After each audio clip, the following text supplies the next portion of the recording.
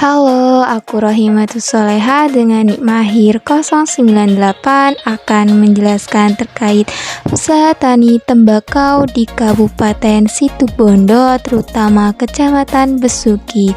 Selamat menyaksikan. Kabupaten Situbondo merupakan salah satu sentra produksi tembakau di wilayah Ekskarisidenan Besuki, Jawa Timur. Pemerintah Kabupaten Situbondo menjadikan tembakau sebagai komoditi unggulan daerah selain komoditas kopi. Potensi komoditas tembakau di Kabupaten Situbondo pada tahun 2021 dengan luas area 7.198 hektar dapat menghasilkan produksi 9.033 ton. Daerah penghasil tembakau di Kabupaten Situbondo juga cukup banyak, salah satunya di Kecamatan Besuki. Potensi lahan komoditas tembakau di Kecamatan Besuki sesuai untuk budidaya tanaman tembakau karena berada pada daerah dataran rendah dengan memanfaatkan lahan yang kering. Karena tembakau ini tidak terlalu membutuhkan air yang cukup banyak. Namun, ketidakpastian iklim dan cuaca menjadi permasalahan yang dihadapi petani tembakau di Kecamatan Besuki, Kabupaten Situbondo, yang juga dialami oleh beberapa daerah di Jawa Timur. Assalamualaikum warahmatullahi wabarakatuh. Selanjutnya dari video sebelumnya, maka tujuan dari video ini untuk menjelaskan terkait aspek finansial usaha tani, pembiayaan, kemitraan, asuransi, dan pembiayaan usaha tani. Usaha tani tembakau yang ada di Kecamatan Besuki, Kabupaten Situbondo dilakukan pada musim kemarau seperti saat ini. Banyak petani lokal menanam karena cuaca yang mendukung dan tanaman tembakau tidak membutuhkan banyak air. Untuk luas area tanamnya itu sesuai dengan milik petani, dan untuk jenis tembakau yang digunakan itu varietas tembakau tambeng dengan masa tanam 3 bulan. Untuk pembudidayaannya itu seperti pada umumnya penanaman bibit, pengairan, pemupukan, pengendalian hama dan penyakit, serta pemanenan hasil. Untuk hasil dari tembakau ini biasanya petani tembakau itu menjual langsung kepada pedagang dan jarang sekali menjual kepada pengepul. Identitas responden. Untuk responden di sini saya mengambil salah satu petani tembakau di Desa Blora Barat dengan nama Bapak Sucipto yang berusia 54 tahun dengan pendidikan terakhir SLTA atau SMA. Beliau seorang petani tembakau yang pekerjaannya itu sebagai buruh tani. Untuk luas lahan yang diusahakan itu 500 meter. Dan untuk tanggungan keluarga dari Bapak Sucipto ini ada 2 orang. Di samping menjadi buruh tani, beliau juga menjadi tukang bangunan untuk mencukupi kebutuhan keluarganya. Selanjutnya, analisis kelayakan finansial usaha tani. Diketahui biaya tetapnya itu 9.000 yang didapat dari hasil penyusutan alatnya dalam per musim, di mana musim tembakau itu usia tanamnya 3 bulan. Untuk biaya tenaga kerjanya keseluruhan itu 3.250.000. Untuk biaya variabelnya itu 3.218.000, sehingga didapatkan total biayanya keseluruhan itu 6.477.000. Untuk penerimaannya sendiri, penerimaan kotornya di sini, di mana hasil produksi tembakau yang daunnya bagus itu ada 13.000, dan untuk yang daunnya rusak atau mati itu ada 1.000, sehingga yang sukses itu hanya 13.000 yang dilakukan oleh Bapak Sucipto dengan harga jual per batangnya itu 2.000, sehingga didapatkan penerimaan kotornya itu 13.000 batang dikali 2.000 didapatkan hasil 26 juta. Kemudian keuntungan, di mana keuntungan ini penerimaan kotornya dikurangi total biayanya. Untuk penerimaan kotornya itu 26 juta dikurangi 6.477.000, sehingga didapatkan hasil 19.523.000. Kemudian nilai R per C rasio didapatkan hasil 4, yang artinya itu lebih dari 1 dengan kriteria R per C rasio. Jika lebih dari 1 itu maka usaha taninya itu layak, sehingga dapat dikatakan usaha tani tembakau dari Bapak Sucipto ini layak untuk dijalankan dan menguntungkan untuk diusahakan. Selanjutnya BEP unit di sini dihitung berdasarkan batangnya. BEP batangnya didapatkan hasil 3.239 batang, yang mana mengartikan bahwa usaha tani tembakau Bapak Sucipto ini akan mencapai titik impas ketika total produksi tembakau sebanyak 3.239 batang tersebut. Untuk BEP harganya ada didapatkan hasil Rp 463 rupiah per batang, sehingga dapat diartikan kegiatan usaha tani tembakau Bapak Sucipto ini akan mendapatkan atau mencapai titik impas ketika harga jual per batang tembakau itu Rp 463 per batang. Kemudian nilai payback period atau pengembalian modal. Di sini untuk biaya awalnya tadi 6.477.000, nilai sisanya 45.000, sehingga dihitung dari proses tahun pertama, biaya awal dikurangi nilai sisa dikurangi proses 1, didapatkan hasil minus 10.854. Jadi lamanya pengembalian modal oleh investor atau oleh Bapak Sucipto ini sebelum 1 tahun produksi tembakau. Jadi modalnya sudah dapat kembali sebelum 1 tahun. Untuk nilai PI-nya sendiri itu 6, yang lebih dari 1 artinya layak. Selanjutnya pembiayaan usaha tani, di mana usaha tani tembakau Bapak Sucipto ini dalam pembiayaannya itu menggunakan modal sendiri dari hasil panen sebelumnya dan hasil kerja sampingan menjadi tukang bangunan. Jika tidak mencukupi, beliau meminjam kepada bank.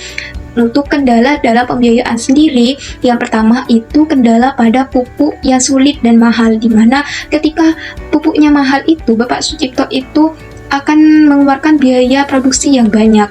Untuk antisipasinya itu, strategi yang saya tawarkan itu dengan menggunakan pupuk organik dan bekerja sama dengan mitra kios pupuk di sekitar agar mendapatkan pupuk bersubsidi.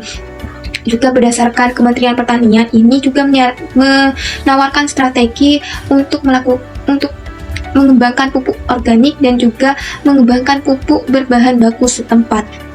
Kemudian kendala kedua terkait pembiayaan itu ketika hama ulat yang menyerang daun hingga batang tembakau. Bapak Sucipto ini mengatakan jika hama yang menyerang maka akan meningkatkan biaya pengendalian hamanya. Jadi strategi yang ditawarkan itu untuk melakukan secara cepat dan tepat agar hamanya itu tidak semakin banyak dan tidak semakin besar juga pengendaliannya. Dan berdasarkan kementerian itu ada strategi dengan menggunakan PESNAP atau APH interval, pergiliran tanaman dengan tanaman bukan inangnya. Untuk selanjutnya identifikasi risiko dan cara mengatasinya. Risiko usaha tani yang pertama yang dihadapi oleh Bapak Sucipto yaitu risiko ketidakpastian iklim dan cuaca yang tidak menentu seperti hujan, sehingga menyebabkan daun tembakau itu mati mendadak, daunnya rusak dan terdapat bercak hitam. Jika kondisinya itu seperti itu, maka kualitas dan produktivitas tembakaunya itu menjadi menurun. Nah, cara Bapak Sucipto mengatasi hal tersebut dengan memprediksi kapan waktu yang baik untuk menanam tembakau, seperti saat ini di akhir bulan April atau awal Mei, karena sudah memasuki musim kemarau. Dan juga ketidakpastian kualitas dan jumlah dapat dilakukan strategi mitigasi dengan memperhatikan GAP. Kemudian resiko yang kedua yang dihadapi Bapak Sucipto itu resiko dalam menjual hasil tembakaunya itu ke pedagang, sehingga ada pedagang yang tidak jujur dan menawarkan harga yang rendah, dan juga nanti itu di akhir itu tidak dibayar lunas.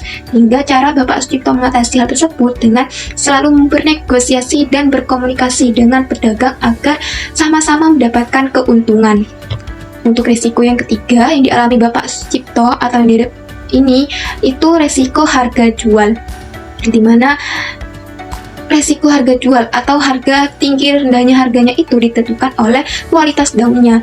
Jika daunnya jelek maka harganya itu akan rendah. Jadi cara Bapak Sucipto itu mengatasi dengan seperti yang tadi itu, dengan memperhatikan cuacanya, dengan melakukan penanaman di awal agar harganya tinggi, juga melakukan pemupukan yang tepat, melakukan pemeliharaan hama dan pengendalian hama yang baik sehingga daunnya itu tetap bagus dan harga jualnya itu tinggi. Selanjutnya kelebihan asuransi. Yang pertama adalah bebas was-was. Prinsip dasar penyelenggaraan asuransi bertujuan membuat pesertanya bebas dari rasa cemas atau was-was apabila ada hal-hal yang dianggap merugikan terjadi di masa yang akan datang. Hal tersebut juga berlaku pada asuransi pertanian, yang mana petani akan memiliki kepastian mengenai ganti rugi apabila ada gagal panen, bencana alam, dan produksi yang rusak. Kemudian kelebihan asuransi yang kedua, merupakan nilai ganti rugi yang menjanjikan. Ganti rugi yang ditawarkan melalui program asuransi usaha tani padi atau AUTP dan asuransi usaha ternak sapi atau kerbau cukup menjanjikan untuk petani. Hal tersebut membantu petani merasa lega walaupun panennya itu gagal. Kelebihan asuransi yang ketiga itu pendaftaran yang dapat dilakukan secara online sehingga mempermudah prosesnya, di mana pemerintah itu bekerjasama dengan perusahaan asuransi untuk merilis sebuah platform digital. Sedangkan kekurangan dari asuransi sendiri, beberapa hal yang jadi permasalahan di sektor pertanian yang berkaitan dengan asuransi, petani tidak mampu membayar premi, kurangnya pengetahuan mengenai perusahaan asuransi sehingga tidak percaya dengan asuransi. Petani belum mampu mengurus administrasi yang dirasa merepotkan. Nah, beberapa masalah yang terjadi pada petani jika melakukan asuransi itu adanya sistem dana hangus dalam asuransi karena nasabah itu tidak membayar premi di tengah jalan dan juga tidak melakukan klaim sehingga dananya hangus. Selanjutnya, kemitraan usaha tani dan perusahaan mitra. Kegiatan kerjasama yang dilakukan oleh Bapak Sucipto dalam hal memperoleh pupuk tentunya melakukan kemitraan dengan kelompok tani di Desa Blora Barat. Kemudian kelompok tani ini bermitra dengan toko pertanian, di mana untuk di kelompok tani Desa Blora Barat ini bermitra dengan toko pertanian UD Tani Makmur yang ada di Besuki. Kemudian kerjasama yang kedua dilakukan oleh Bapak Sucipto ini dengan ke pedagang, di mana hasil dari tembakaunya itu ditawarkan ke pedagang. Ketika tembakau sudah siap panen, kebanyakan petani tembakau itu menawarkan kepada pedagang karena jika mereka panen sendiri, hasil panen biaya panennya itu ditanggung sendiri. Namun jika ditawarkan ke pedagang, biaya panennya itu ditanggung oleh pedagangnya karena biaya panen dari tembakau ini akan meningkatkan biaya produksi. Kemudian di sini ada perusahaan besar yang bisa saya tawarkan yaitu perusahaan yang ada di Probolinggo. Ngapa alasannya? Karena di Kabupaten Situbondo ini masih kebingungan dalam menyalurkan hasil tembakaunya, sehingga sebagai alternatifnya itu ada perusahaan rokok terdekat di Probolinggo yaitu PT Gudang Garam, PT Sampona, dan PT Apache. Namun untuk mencapai itu, petani dan kelembagaan petani haruslah naik level terlebih dahulu. Naik level ini maksudnya petani harus berinovasi dan memilih struktur atau perencanaan kegiatan yang jelas sehingga perusahaan seperti perusahaan rokok tersebut dapat percaya terhadap petani. Kemudian perencanaan usaha tani. Perencanaan usaha tani yang dilakukan Bapak Sucipto, yang pertama pemilihan lahan, yaitu dengan pemilihan lokasi, yaitu dengan merencanakan pemilihan lokasi yang terhindar dari pepohonan. Jadi lokasinya itu terhindar dari pepohonan. Sebelum menanam itu pepohonannya ditebang terlebih dahulu agar tidak mengganggu proses tanam dari usaha taninya. Untuk perencanaan yang kedua yang dilakukan Bapak Sucipto dari pemilihan komoditas, di mana jumlah komoditas itu yang ditanam ada padi, kemudian tembakau, kemudian jagung. Untuk padi ini tanamnya itu dari Desember hingga April, kemudian tembakau dari Mei sampai Agustus, kalau jagung itu dari September sampai November. Kemudian perencanaan yang ketiga itu dari aspek persiapan lahan. Di persiapan lahan ini dengan membajak sawah atau dengan secara mesin atau dengan secara manual. Jika menggunakan tenaga mesin lebih mahal untuk padi. Setelah ditanami padi lalu dibajak jika tanahnya kering. Jika tanahnya basah biasanya secara manual. Persiapan lahan setelah tembakau biasanya menggunakan tenaga manusia sehingga hemat biaya. Untuk persiapan lahan setelah jagung itu dilakukan bajak sawah.